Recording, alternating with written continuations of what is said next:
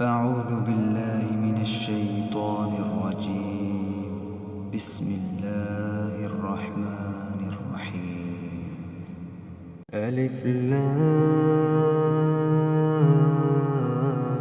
را، تلك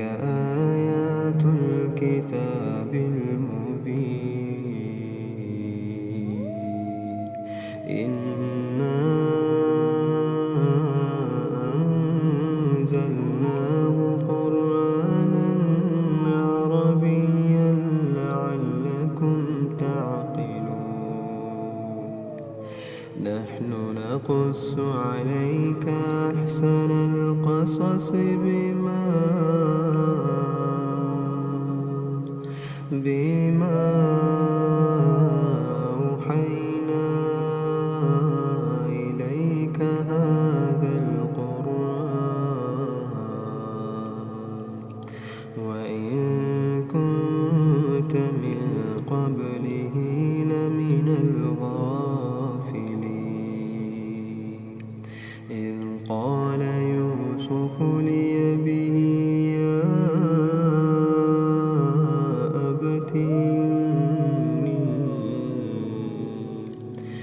يا أبت إني رأيت 11 كوكبا والشمس والقمر رأيتهم لي ساجدين. قال يا بني لا تقصص رؤياك على إخوتك فيكيدوا لك كيدا، إن الشيطان للإنسان عدو مبين. وكذلك يجتبيك ربك ويعلمك من تأويل الأحاديث ويتم نعمته عليك وعلى آل يعقوب كما أتمها على أبويك من قبل إبراهيم وإسحاق، إن ربك عليم حكيم. لقد كان في يوسف وإخوته آيات للسائلين، إذ قالوا ليوسف وأخوه أحب إلى أبينا منا ونحن عصبة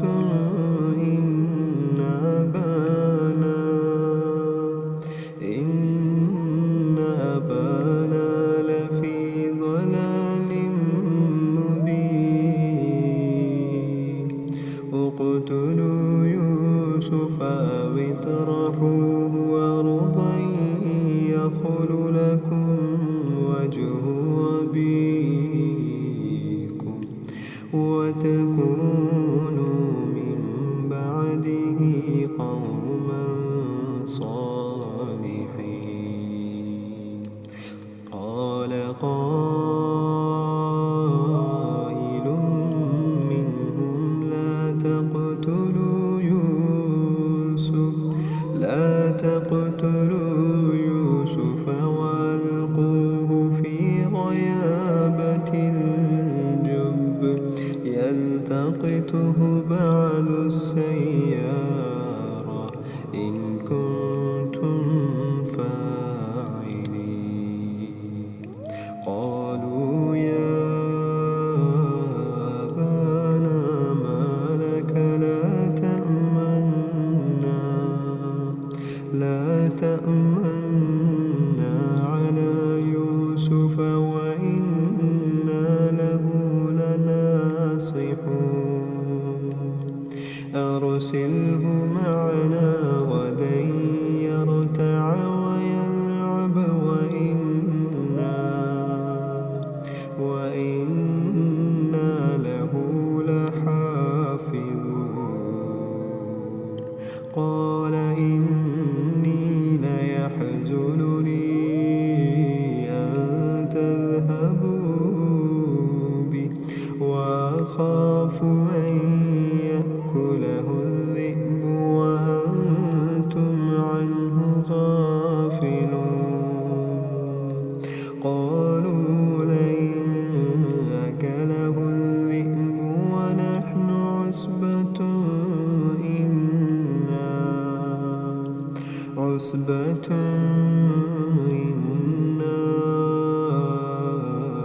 إذا لخاسرون فلما ذهبوا به واجمعوا أن يجعلوه في غيابة الجب وأوحينا إليه لتنبئنهم بأمرهم هذا وهم لا يشعرون وجاءوا أباهم عشاء يبكون قالوا يا أبانا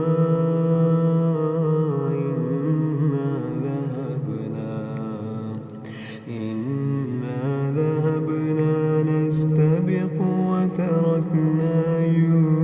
يوسف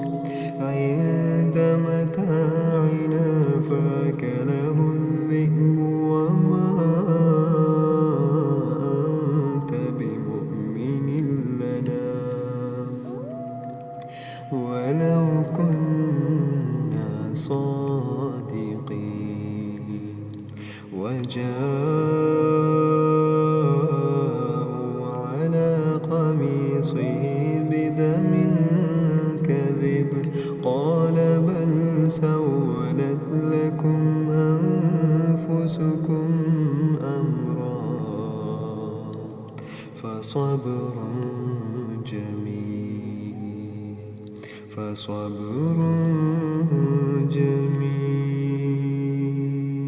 والله المستعان على ما تصفون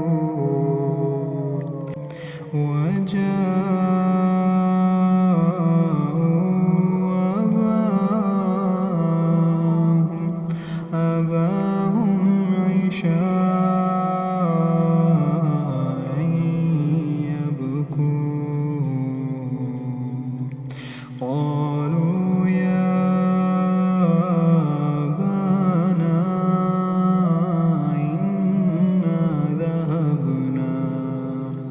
إنا ذهبنا نستبق وتركنا يوسف عند متاعنا فأكله الذئب وما أنت بمؤمن لنا ولو كنا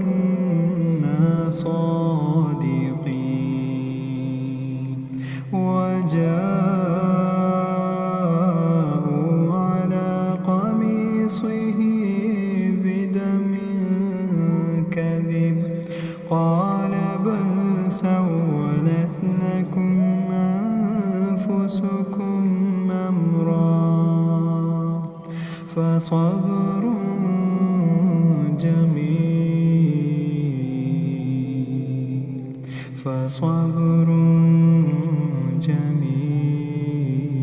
جميل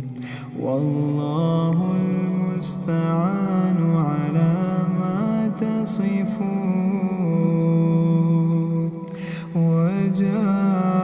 وجاءت سيارة فأرسلوا فأرسلوا واردهم فأدلى دلوه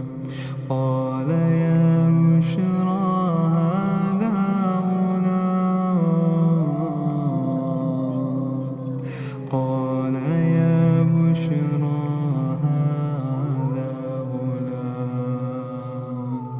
وأسروه بضاعة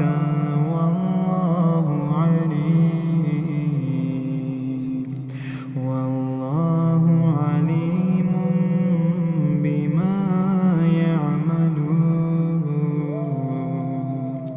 وشروه بثمن بخس دراهم معدودة وكانوا فيه من الزاهدين وقال الذي اشتراه من مصر لامرأته أكرمي مثواه عسى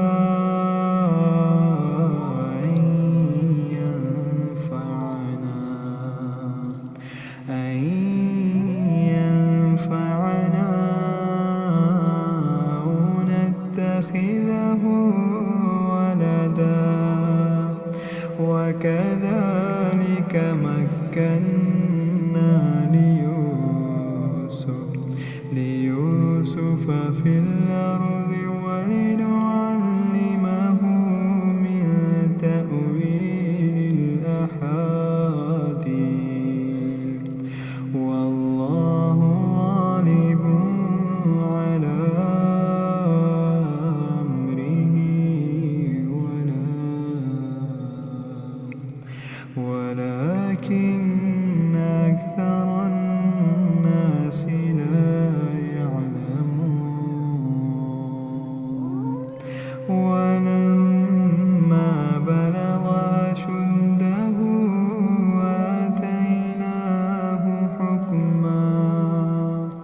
آتيناه حكما وعلما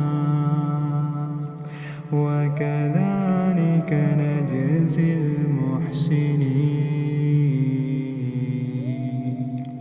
وراودته التي هو في بيتها عن نفسه وغلقت الأبواب وقالت هيت لك قال معاذ الله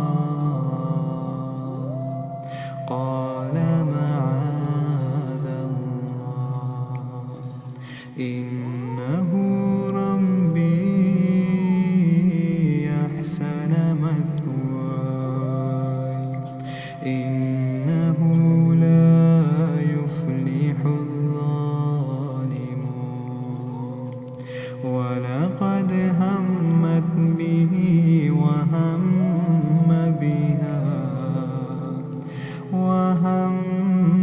بها لولا برهان ربي كذلك لنصرف عنه السوء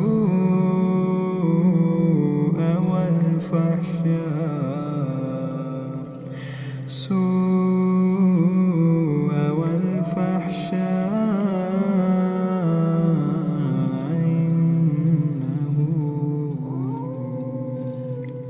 إنه من عبادنا المخلصين واستبق الباب وقدت قميصه من دبر وألف يا سيدها لدى الباب قالت ما جزاء من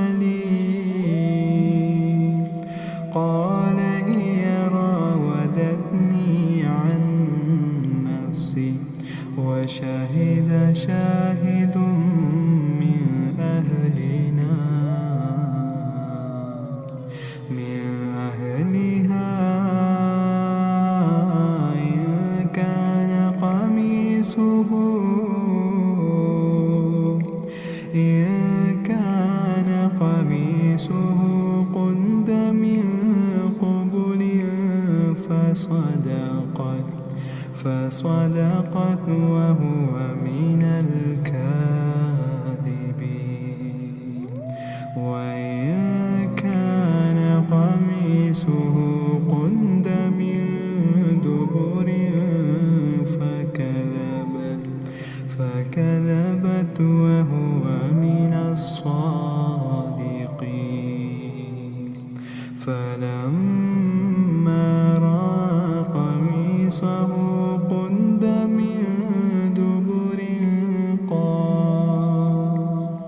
قال إنه من كيدكن إن كيدكن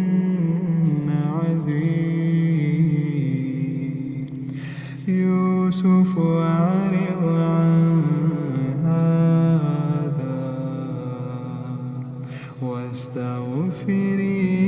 لذنبك إنك كنت من الخاطئين. يوسف أعرض عن هذا واستغفري لذنبك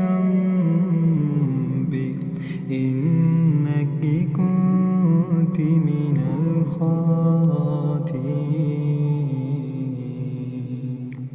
وقال نسوة في المدينة امرأة العزيز تراود فتاها عن نفسه قد شغفها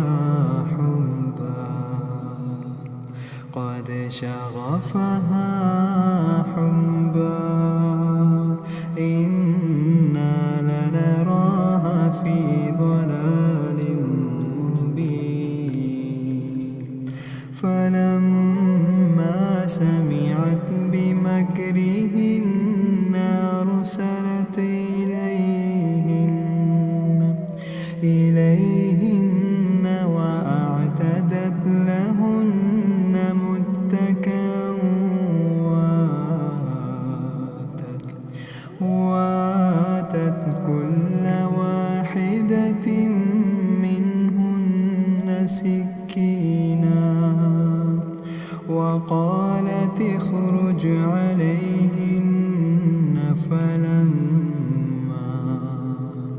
فلما رأينه أكبرنه وقطعن أيديهن وقلن حاش لله ما هذا بشرا إن هذا إلا ملك كريم. قالت فذلكن الذي لمتنني فيه ولقد راودته عن نفسه فاستعصم ولئن لم يفعل ما آمره ليسجنن وليكونا من الصاغرين. قال رب السجن أحب إلي مما يدعونني إليه وإلا تصرف عني كيدهن أصب إليهن وأكن من الجاهلين. فاستجاب له ربه فصرف عنه كيدهن إنه هو السميع العليم. ثم بدا لهم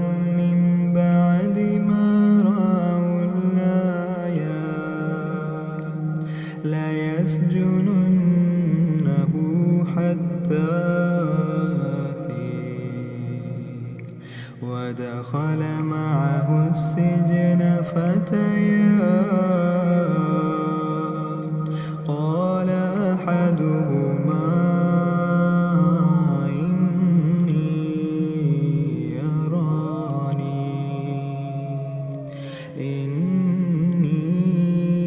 إني أراني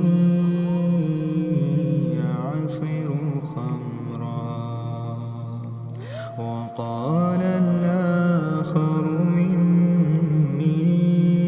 أراني أحمل فوق رأسي خبزا تأكل الطير منه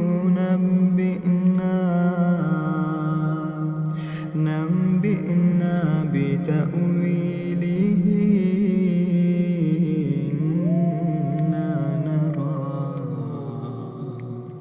إنا نراك من المحسنين قال لا يأتيكما طعام ترزقانه إلا نبأتكما بتأويله قبل أن يأتيكما ذلكما مما علمني ربي إني تركت ملة قوم لا يؤمنون بالله وهم بالآخرة هم كافرون واتبعت ملة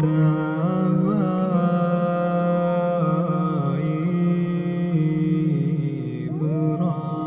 إبراهيم وإسحاق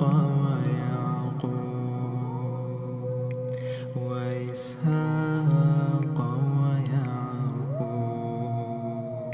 ما كان لنا أن نشرك بالله من شيء ذلك من فضل الله علينا وعلى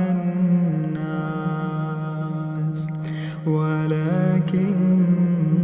أكثر الناس لا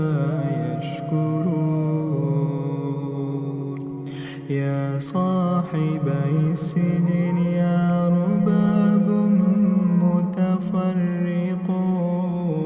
متفرقون خير أم الله الواحد القهار ما تعبدون من دونه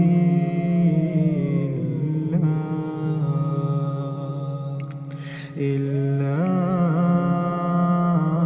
أسماء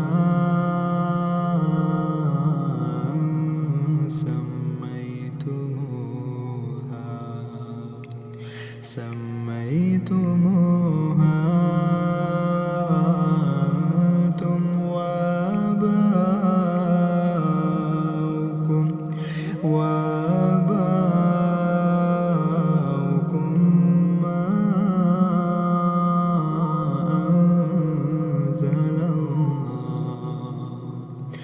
ما أنزل الله بها من سلطان إن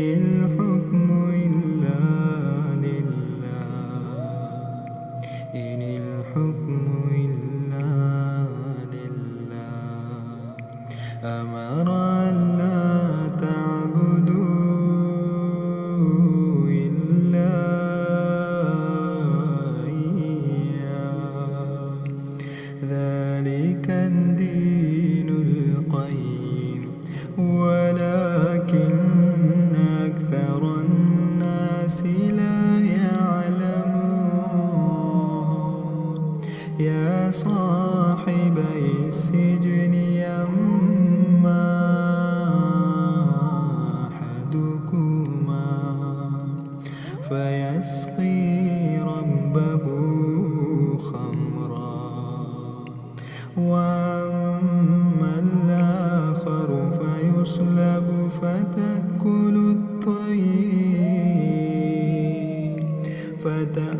الطير من رأسه قضي الأمر الذي فيه تستفتيان وقال للذي ظن أنه ناج منهما اذكرني عند ربك فأنساه الشيطان ذكر ربه فلبث في السجن بضع سنين وقال الملك إني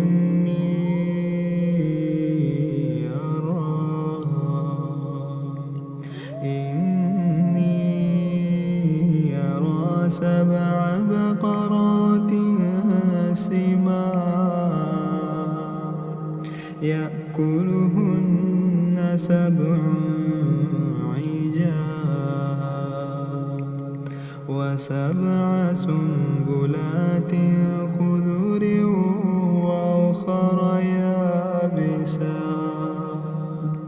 يا أيها الملأ أفتوني في رؤياي إن كنتم للرؤيا تعبرون قالوا أضغاث أحلام وما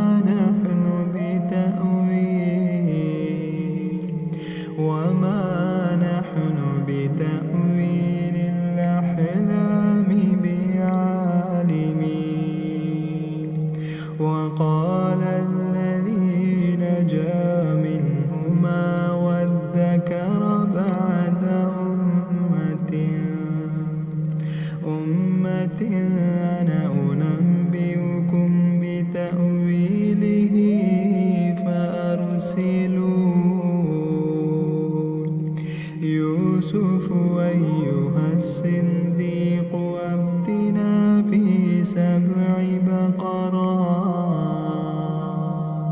سمان يأكلهن 7 عجاف و7 سنبلات خضر وأخر يابسات لعلي يرجع إلى الناس لعلهم يعلمون قال تزرعون 7 سنين دابا فما حسدتم فذروه في سنبله إلا قليلا مما تأكلون ثم يأتي من بعد ذلك 7 شداد يأكلن ما قدمتم لهن إلا قليلا مما تحسنون ثم يأتي من بعد ذلك عام فيه يغاث الناس وفيه يعصرون وقال الملك ائتوني به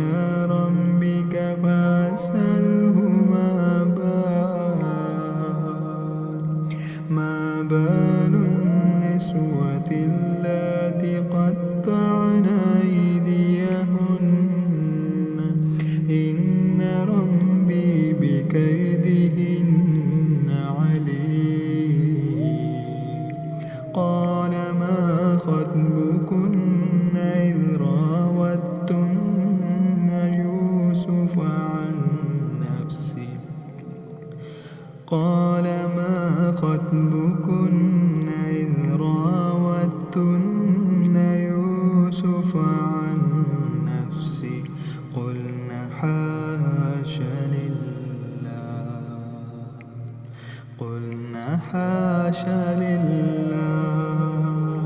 ما علمنا عليه من سوء. قالت امرأة العزيز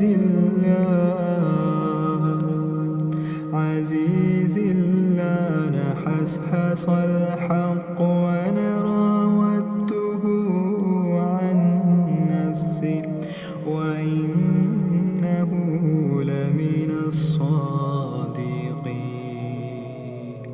ذلك ليعلم أني لم أخنه بالغيب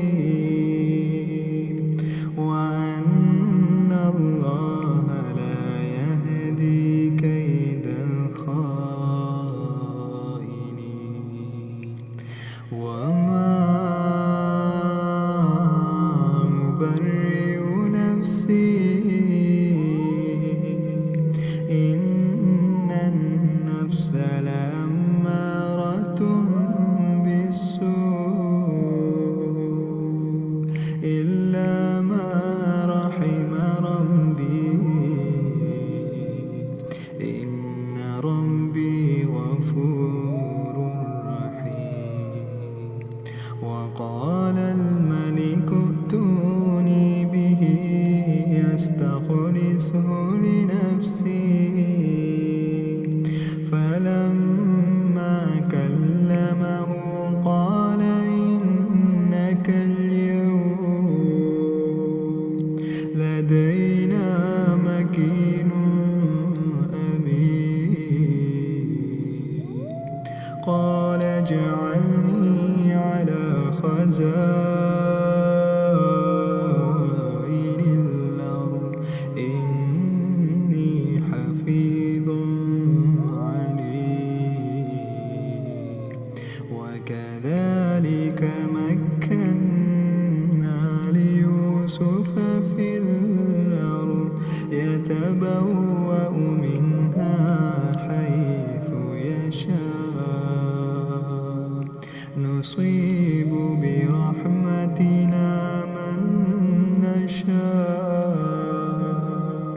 ولا نضيع أجر المحسنين. ولأجر الآخرة خير للذين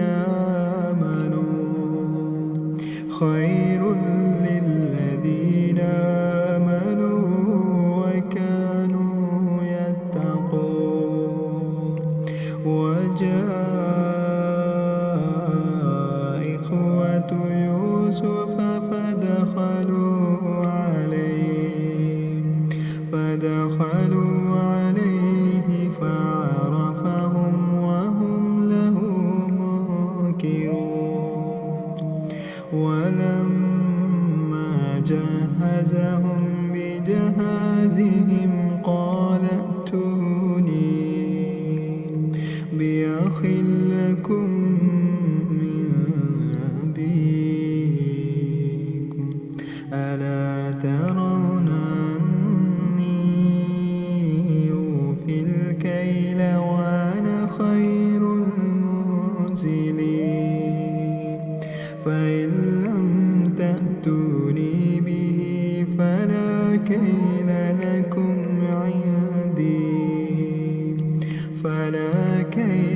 لكم عندي ولا تقربون. قالوا سنراود عنه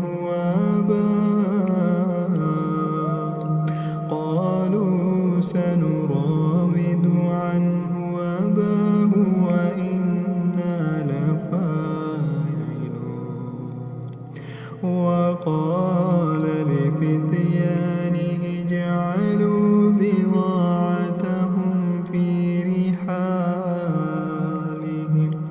لعلهم يعرفونها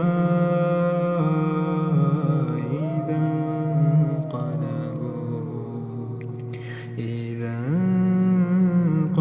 انقلبوا إلى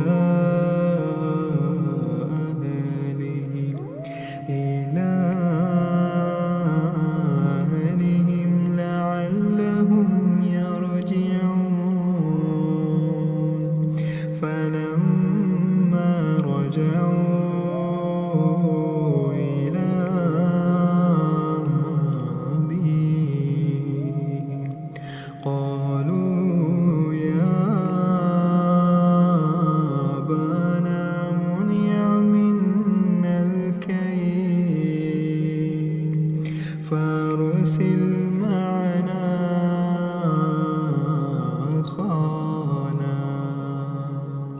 معنا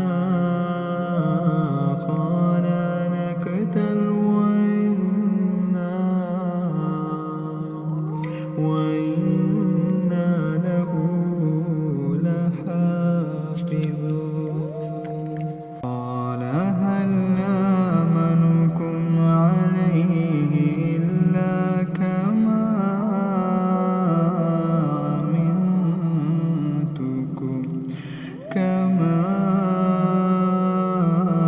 أمنتكم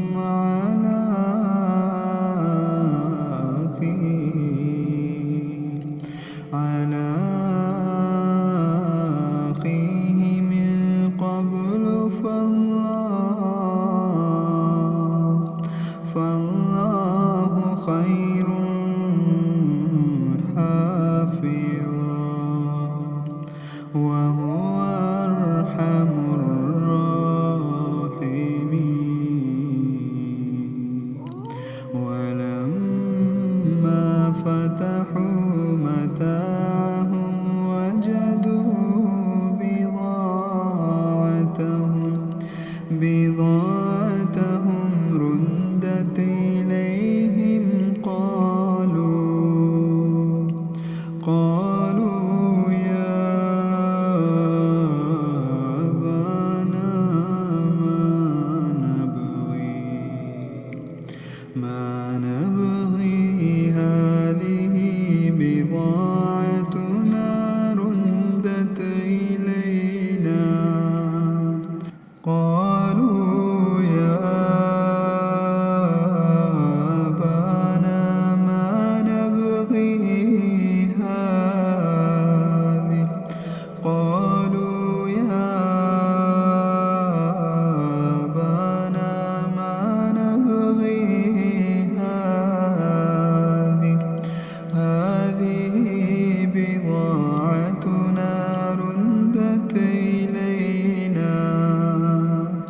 ونمير أهلنا ونحفظ وطانا ونزداد كيل بعيد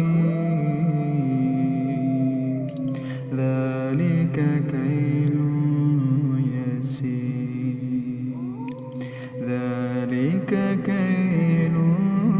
يسير قال لا أرسله معكم حتى تؤتوني موثقا من الله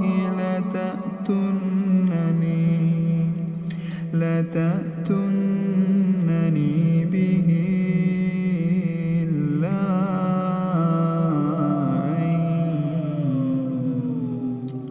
إلا أن يحاط بكم فلما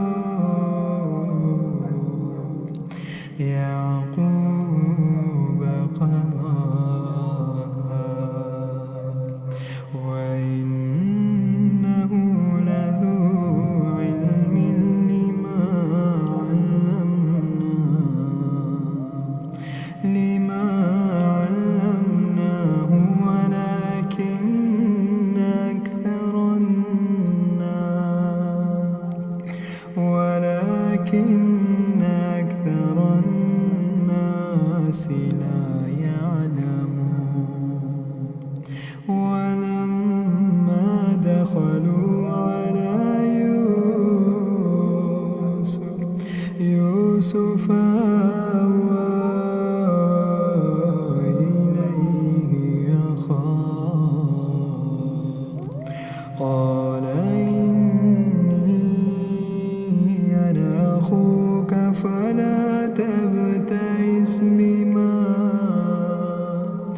بما كانوا يعملون فلما جهزهم بجهازهم جعل السقاية في رحل أخيه ثم أذن مؤذن أيتها العير إنكم لسارقون قالوا وأقبلوا عليهم ماذا تفقدون قالوا نفقد صواع الملك ولمن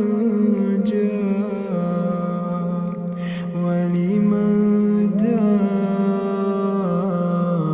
به حمل بعير وأنا به زعيم قالوا تالله لقد علمتم ما جئنا لنفسد في الأرض وما كنا سارقين قالوا فما جزاؤه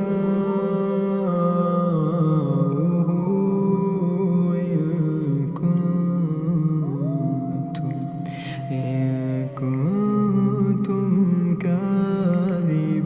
كاذبين قالوا جزاؤه من وجد في رحله فهو جزاؤه كذلك نجزي الظالمين فبدأ بأوعيتهم قبل وعاء أخيه ثم استخرجها من وعاء أخيه كذلك كدنا ليوسف ما كان ليأخذ أخاه في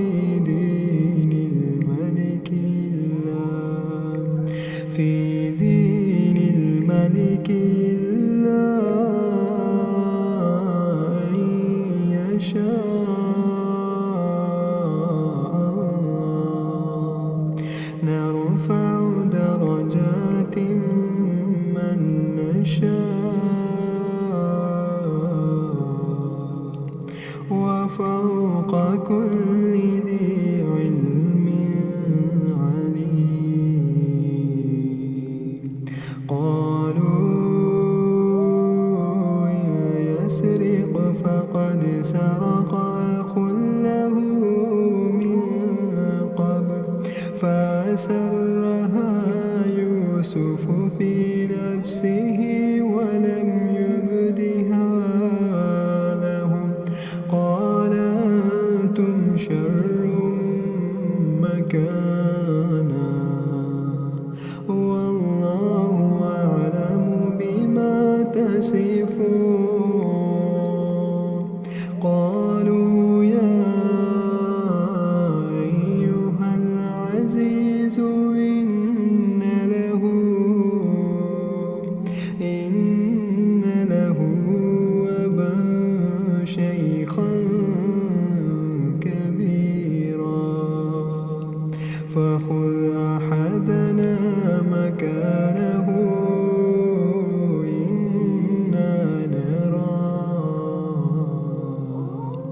إنا نراك من المحسنين قال معاذ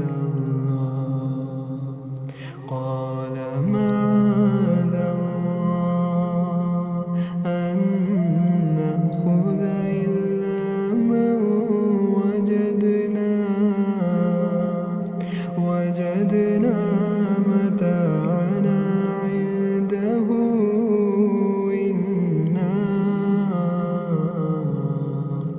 عنده إنا إذا لظالمون فلما استيأسوا منه خلصوا نجيا قال كبيرهم ألم تعلموا أن أباكم قد أخذ عليكم موثقا من الله ومن قبل ما فرطتم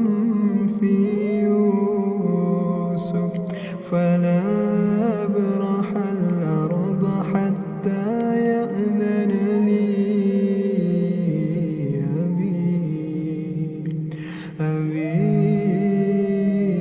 أو يحكم الله لي وهو خير الحاكمين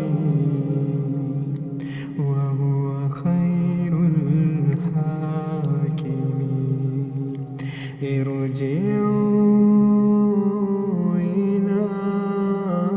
أبيكم فقولوا يا أبانا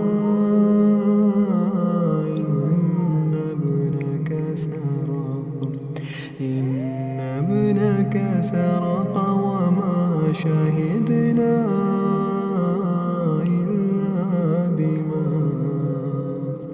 إلا بما علمنا وما كنا للغيب حافظين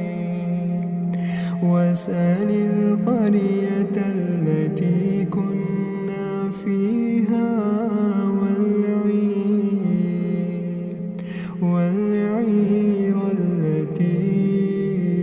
أقبلن فيها وإنا لصادقون قال بل سولت لكم أنفسكم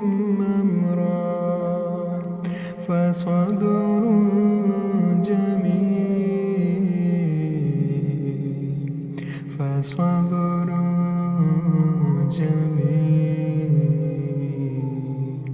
عسى الله أن يأتيني بهم جميعا إنه هو العليم الحكيم وتولى عنهم وقال يا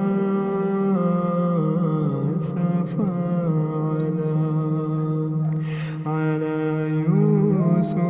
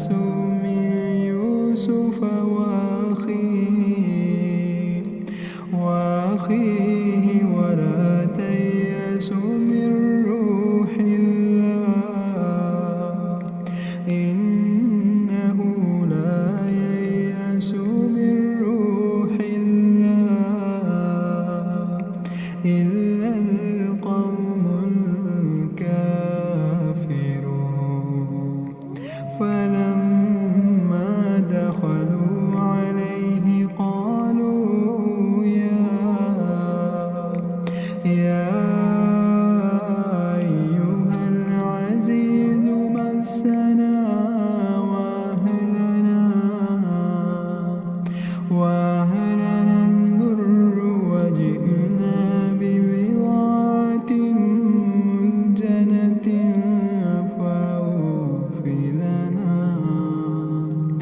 فأوفِ لنا الكيل وتصدق علينا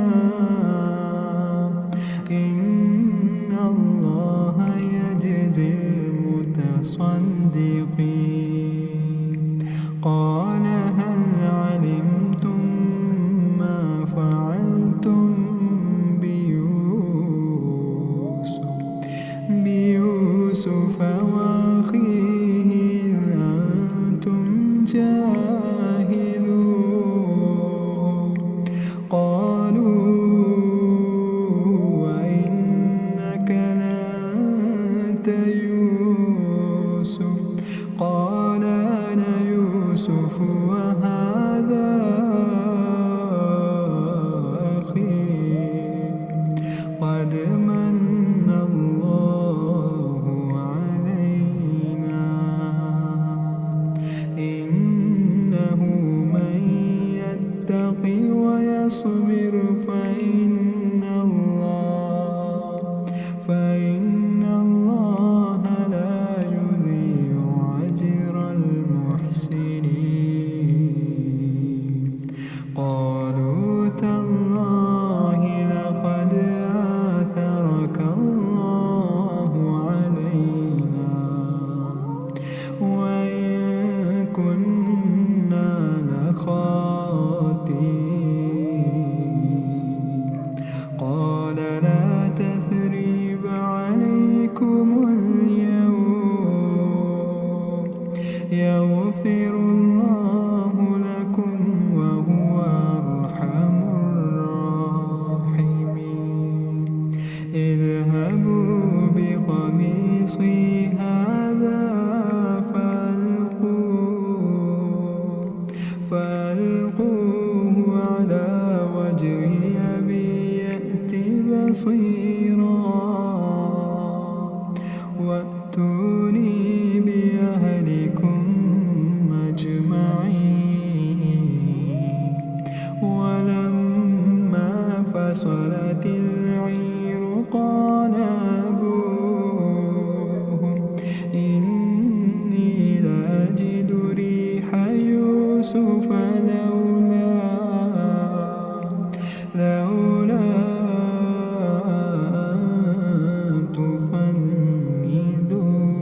تفندون قالوا تالله إنك لفي ضلالك القديم ولما فصلت العير قال أبوهم إني لأجد ريح يوسف لولا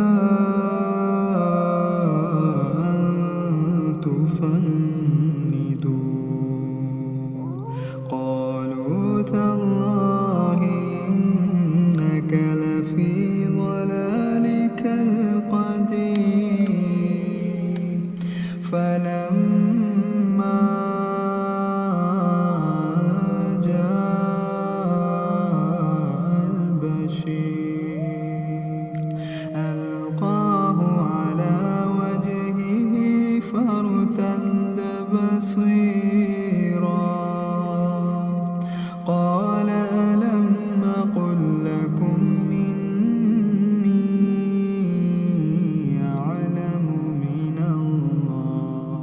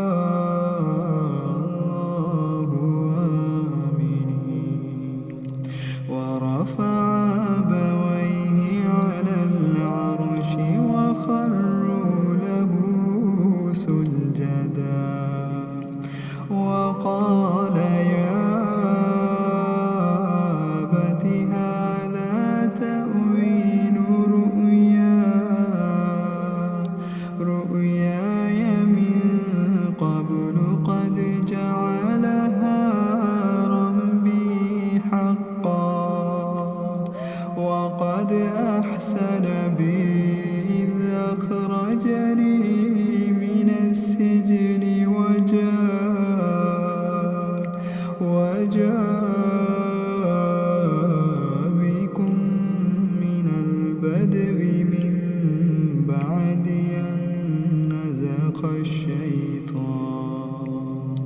أن نزغ الشيطان بيني وبين إخوتي إن ربي لطيف لما يشاء إنه هو العليم الحكيم رب قد آتيتني من الملك وعلمتني من تأويل الأحاديث فاطر السماوات والأرض أنت ولي في الدنيا والآخرة توفني مسلما والحقني بالصالحين ذلك من أنباء الغيب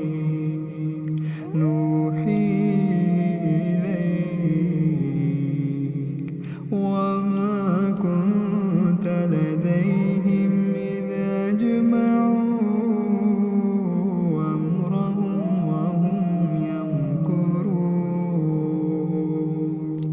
وما أكثر الناس ولو حرصت بمؤمنين وما تسألهم عليه من أجر إن هو إلا ذكر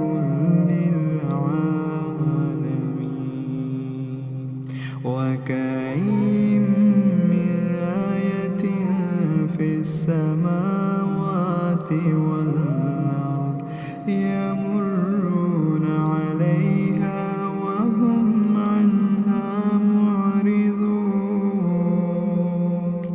وما يؤمن أكثرهم بالله إلا وهم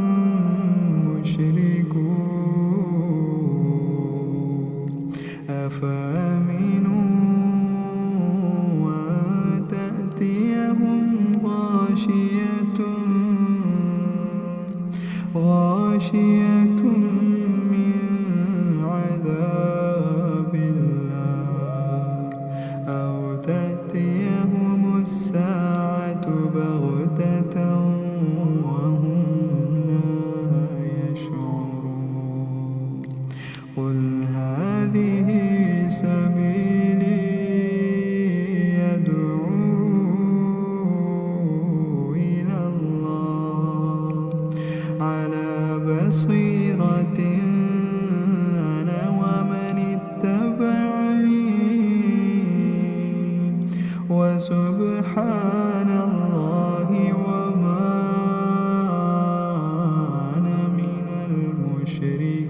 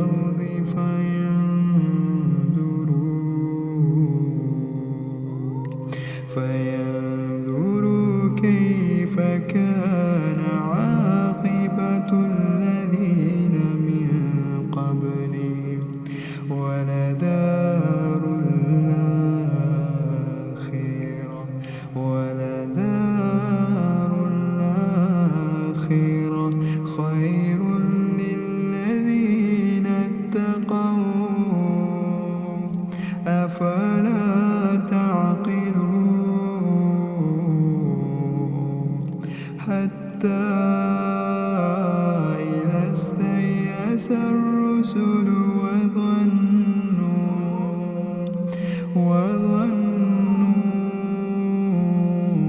أنهم قد كذبوا جاءهم نصرنا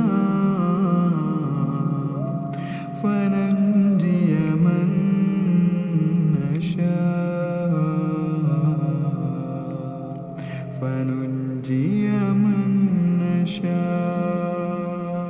ولا يرد بأسنا عن القوم المجرمين لقد كان في قصصهم عبرة لأولي الألباب